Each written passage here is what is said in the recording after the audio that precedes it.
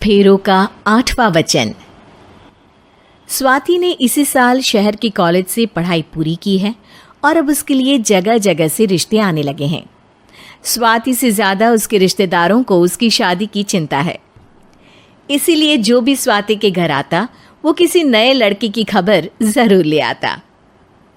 अरे दीदी, ये फोटो देख के बताओ कैसा है। राहुल नाम है लड़के का, मेरी सहेली की बहन का बेटा है। अपनी स्वाति के साथ एकदम प्यारी जोड़ी लगेगी इसकी। ज़रा दिखाना, फोटो तो बढ़िया लग रहा है। कोई गलत आदत वादत तो नहीं है ना इसे? और कमाता कितना है? अरे कोई गलत आदत नहीं है दीदी, आप कहो तो एक मीटिंग करवा देती हूँ, फिर सब कुछ फाइनल कर लेना। हाँ हाँ, ये सही कह रही हो तुम। संडे को स्वाति के पापा भी घर पे ही रहेंगे। बुआ फिर वहाँ से चली जाती है और रात को स्वाति की माँ उससे कहती है, स्वाति बेटा, आज कमला बुआ ने एक लड़के की फ़ोटो दिखाई है। संडे को वो लोग मिलने आ रहे हैं, तैयार हो ना तुम बेटा? अरे मम्मी, आप कहाँ कमला बुआ के चक्कर में आ जाती हो? अभी इतनी जल्दी कोई शादी वादी नहीं करनी है मुझे। अरे बेटा, अच्छा लड़का है, बुआ जानती है उसे अच्छे से। हाँ स्वाति बेटा, एक बार मिल तो लो, बाद में देखेंगे आगे क्या करना है। वैसे तो कमला रिश्ता लाई है तो मना करने का तो कोई सवाल ही नहीं उठता। संडे की सुबह होती है और कमला बुआ राहुल और उसके मम्मी पापा को लेकर स्वाति के घर आती है। अरे आइए आइए भाभी, इसे अपना ही घर समझिए, इनसे मिलिए। ये मेरे भैया और ये मेरी भाभी है। नमस्ते भाभी जी, ये है हमारा लड़का राहुल, सरकारी नौकरी की तैयारी कर रहा है ये। वैसे आपकी बेटी कहाँ है? अरे स्वाति बेटा, बाहर आ जाओ। वैसे कितनी पढ़ाई की है स्वाति ने? जी, पोस्ट ग्रेजुएट है हमारी बेटी साइंस में। ये सब तो ठीक है, पर घर संभालना जानती है या नहीं? हमें कौन सी इससे नौकरी करवानी है, नौकरी तो मेरा बेटा करेगा ही। पर मैंने इतनी पढ़ाई की है और आप चाहती हैं कि मैं घर पर ही बैठी रहूं? अरे स्वाति बेटा, ये बड़ों की बात में तुम कहाँ बोल पड़ी? हम सब देख लेंगे क्या करना है क्या नहीं।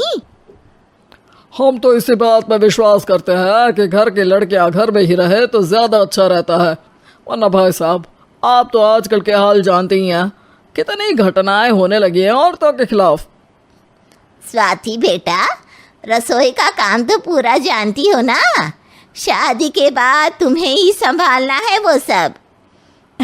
अरे बहुत अच्छा खाना बनाती है ये, आप सब लोग इसकी तारीफ करते नहीं थकेंगे। लो भाई, हो गई मीटिंग, अब शादी की तारीख फाइनल कर लेते हैं, क्यों भैया?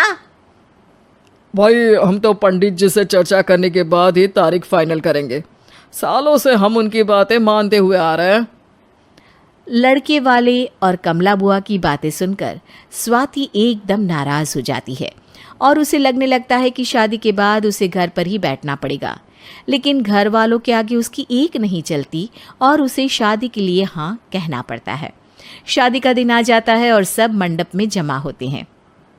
अब फेरों का समय हो गया है, अब कन्या अपने वर से 7 वचन मांगेगी। आप किसी धार्मिक आयोजन में जाएं तो मुझे भी ले जाएंगे। आप मेरे माता पिता का भी बराबरी से सम्मान करेंगे, हमेशा मेरा साथ निभाएंगे।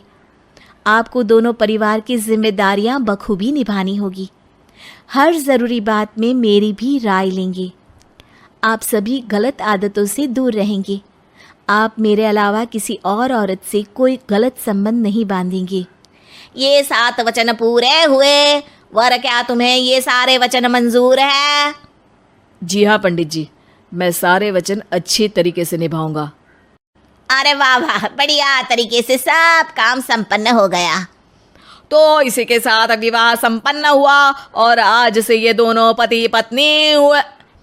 1 मिनट पंडित जी, अभी एक वचन लेना बाकी है। अब कौन सा वचन है बेटा? मैं अब हमेशा के लिए किसी दूसरे घर में जाने वाली हूँ, तो पति के अलावा मैं अपने सास ससुर से भी एक वचन लेना चाहूँगी। अब कहो बेटी। मैं ये चाहती हूँ कि मुझ पर किसी बात की कोई पाबंदी नहीं लगाई जाएगी। मुझे सब कुछ करने की आज़ादी होगी और मैं भी विश्वास दिलाती हूँ कि मैं एक अच्छी बहू बन के दिखाऊंगी। स्वाति की बात सुनकर उसके सास ससुर एकदम चौंक जाते हैं और कुछ बोल नहीं पाते कि उतने में कमला बुआ बोल पड़ती है। अरे बेटा, ये भी कोई कहने की बात है? रानी बन के रहोगी तुम तो। वचन देने से पहले सोच लीजिए, क्योंकि शास्त्रों में वचन ना निभाने वालों के लिए नरक से भी बदतर सजा लिखी है। स्वाति की चालाकी से वहां मौजूद सब लोग प्रभावित हो जाते हैं और लोगों में बदनामी ना हो जाए, इस कारण स्वाति के सास ससुर को उसे वचन देना पड़ता है। और कैसी अपशकुन वाली बातें कर रहे हैं आप पंडित जी? हमें मंजूर है बेटा तुम्हारी शर्त। स्वाति अपनी समझदारी से अपनी बात अपने ससुराल वालों से मनवा लेती है और खुशी खुशी राहुल से शादी कर लेती है। अब से हर शादी में मैं खुद 8 वचन दिलवाऊंगा। ओम मंगलम मंगलम मंगलम।